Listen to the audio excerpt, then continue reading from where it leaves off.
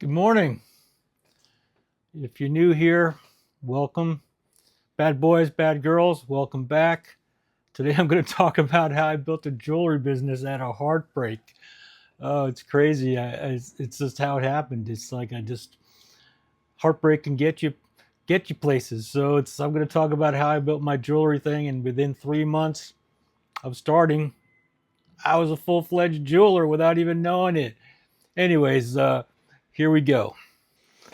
Yeah, I built this jewelry thing 3 months from scrap wood, hardware store, metal, brass, and copper. No classes, no YouTube at that time. Just heartbreak. And I had this wood sitting around because as a teenager, you always saved wood. Where I grew up, you just saved wood. You never knew what you were going to build with it. So I had 2x4s. I had some, small pieces, and I had um, plywood. So I had a magazine. I think maybe it was, I don't know. Back then, you had magazines that you'd get, and you had your car magazines. I had my woodworking magazines.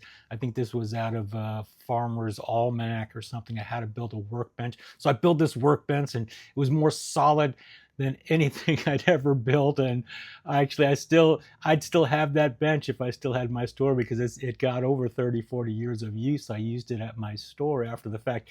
Anyways, that's not the point of the video, but it is that thing. It's like, so I started this thing. I was watching my girlfriend at the time for a year, just watched her make jewelry every night because that's what she did, and I just watched monkey see, monkey do, and I got excited by looking at it. But I didn't plan on being a jeweler. I loved my life, but I was fascinated by it because I love doing things with my hands. And uh, for you older folks out there, is we learned that way in the old days before YouTube, which, by the way, is awesome.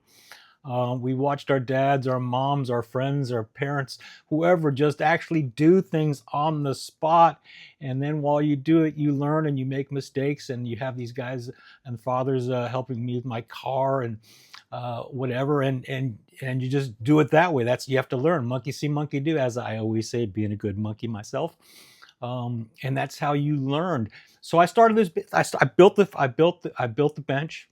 I didn't have exotic tools, and because all her tools looked exotic, they looked very, they were jewelers' tools, so they looked pretty cool. But I didn't have those. I just had my wood shop ones you need around the house that you use every day. And I had this old anvil that I had that I really loved, and it was all pitted and it wasn't smooth or perfect, which actually added to what the jewelry was going to look like later. Um, it was just awesome. So I did those. I just started banging on brass and copper until I felt more comfortable. Um, and I just kept working. And every time I made a mistake, I just bang it. I'd melt it down. I'd do something with it. Um, I was figuring it out on the go. I had no idea. I wasn't even looking at other jewelry to make at this point. I was just making what was in my brain. I was making little knives and little daggers because of my name, and I was just making fun little things, from earrings, whatever I was working on. Because the first piece I made, I was sitting at her bench, um, and it turned out really good. And she freaked the F out because she said, "How did you do that? I went to school for years to become a jeweler." I said, "I just learned from the best. I just watched you." Anyways, I wish I still had that piece. So we broke up. I was heartbroken. I'm telling you, I hadn't felt that kind of pain. I'm sure a lot of people and yourselves have had kind of a heartbreak pain. And for me, it's like I said earlier, if I don't get something out of pain, I lose. And I learned it at this time because I was really hard. I was not feeling good. So I put on really sad music, and I'm sitting banging away at jewelry, and I'm just going through it. And a lot of the music I listened to back then, I can't listen to at all right now.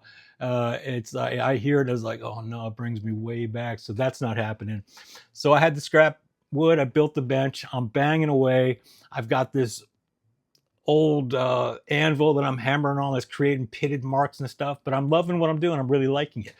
After about a week or so, I figured out where to get real silver and gold, and I got adventurous because I just wanted to make real jewelry. I just at this point I felt like I want to make stuff because I'm like the other thing is I was making pieces that I was also envisioning as an arrogant artist as we can be, thinking these could be huge. They could be in the Museum of Modern Art. If I made these are just miniatures, I can show them to someone and they'll give me money and I can build a bigger one. So to this day, I still have a lot of those pieces, and even some of the earrings and stuff, they still could make great large um, sculptures. So anyway, so that was where my arrogance is, because as a artist, we're arrogant. We think, oh, I want to do it's in the Museum of Modern Art, whatever.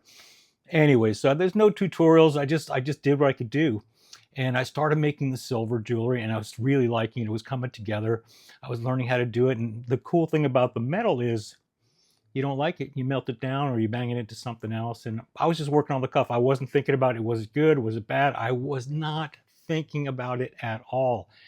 The book, The Talent Code, which I'm going to mention down in the notes, I read 20, 30 years later. And this is actually, it was showing me I was doing all the steps that were in the Talent Code that I now help people and myself be a better student, be a better teacher, because you do the certain steps to get where you want to go.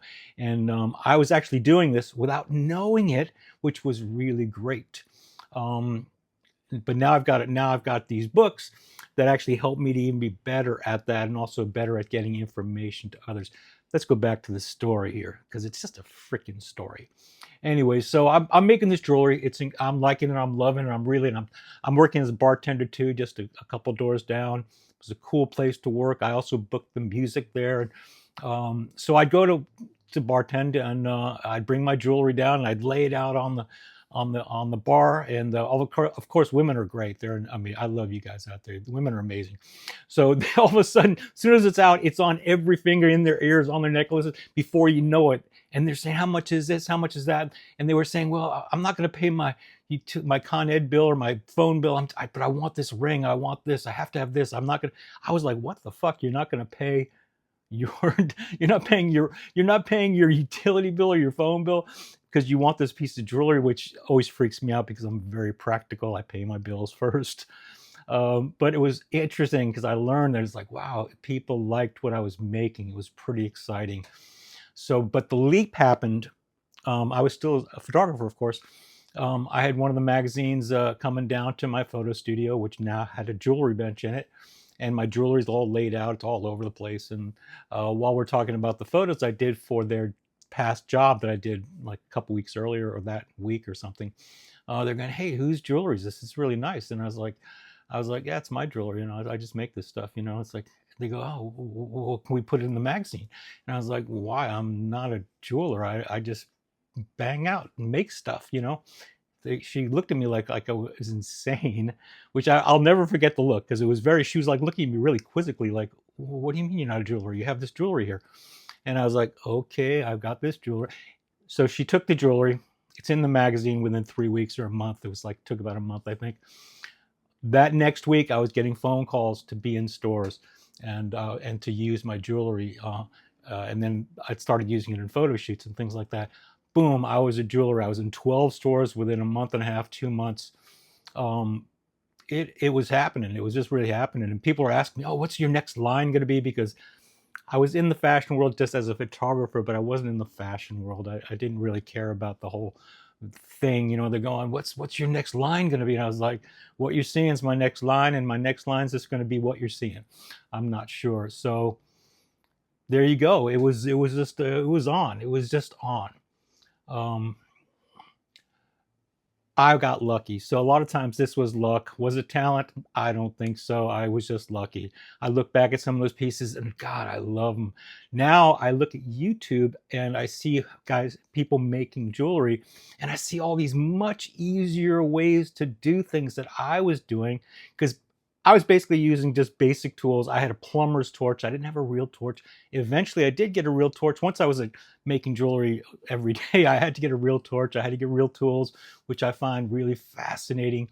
When I work now, I'm going to use the skills that I've learned from these younger folks that are doing it much easier and much better.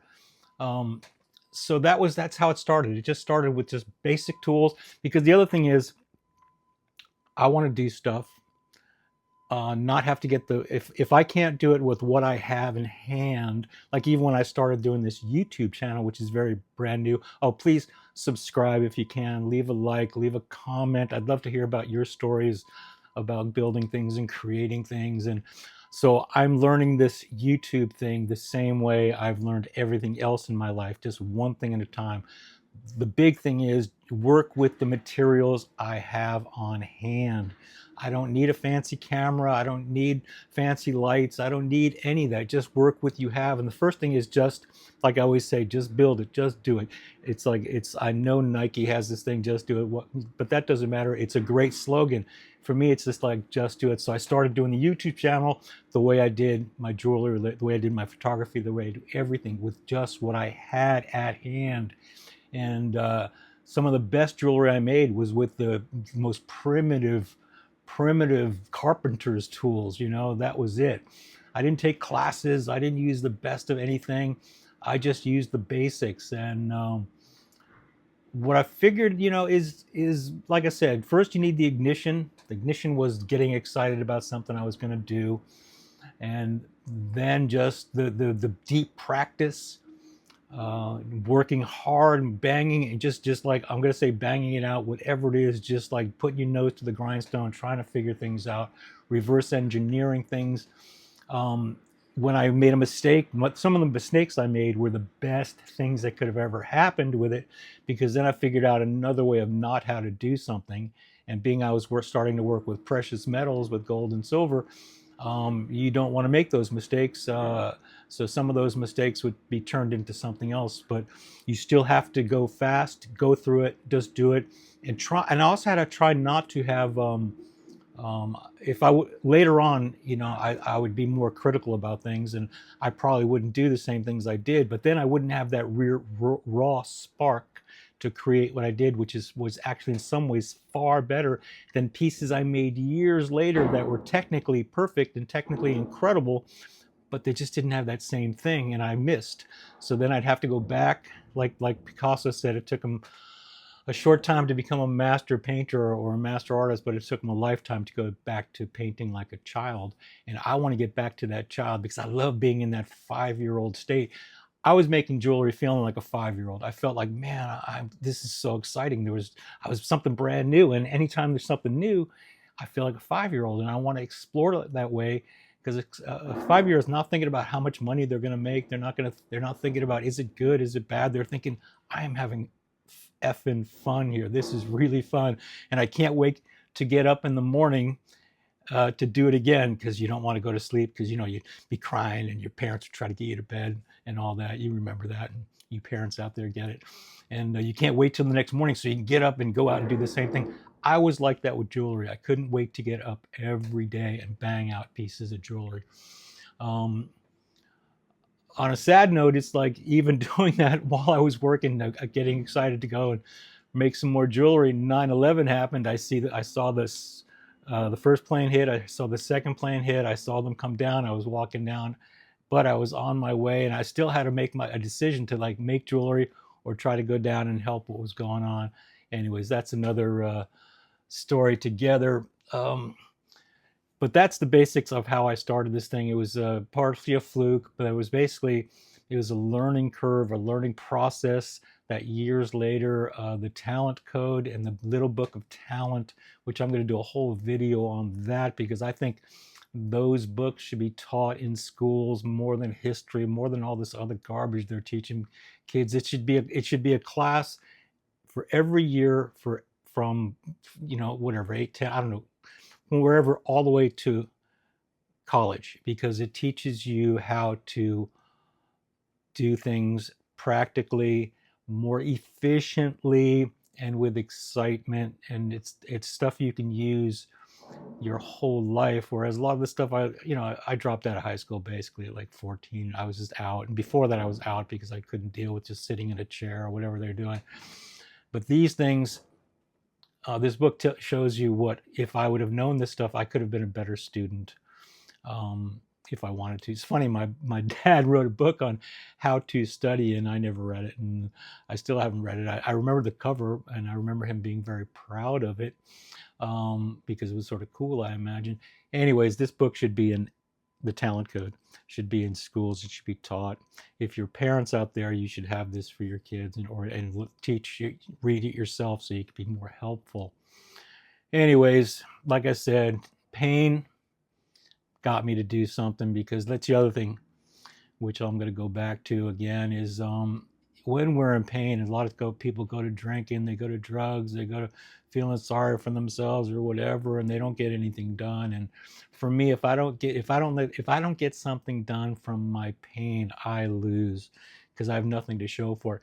When my father was dying, I went up to his house every day, up where he and my mom lived, and they had a nice house and nice land, and I went up every day to support my mom, to support him. He was in a hospice at this time at the house, but every day I went up, hung out there, and I made my mother gardens. I made her sculpture gardens. I made her a rose garden. I made her a fern garden. I just made her something that she could look back on, to feel good about what happened there. Plus, it gave me something to do, and I was upset because this was my dad, who's the coolest guy in the world, really nice, and I love my mom. So I wanted to get something out of the pain, my mom's pain, my dad's pain, my pain, um, and then we had that to look at. Was I sad looking at those later? No. Was I happy? No. But I was felt like it's good. It's like my father would have liked it that way, because he loved me working with my hands, and I wanted my father to be proud of me. I was proud of him. Built, not born. Bad boys, bad girls. Thanks for watching. Check the links below. Subscribe. Say something. Leave a comment. I've got some great links to some cool stuff, to the book I've got out there. Now go make something.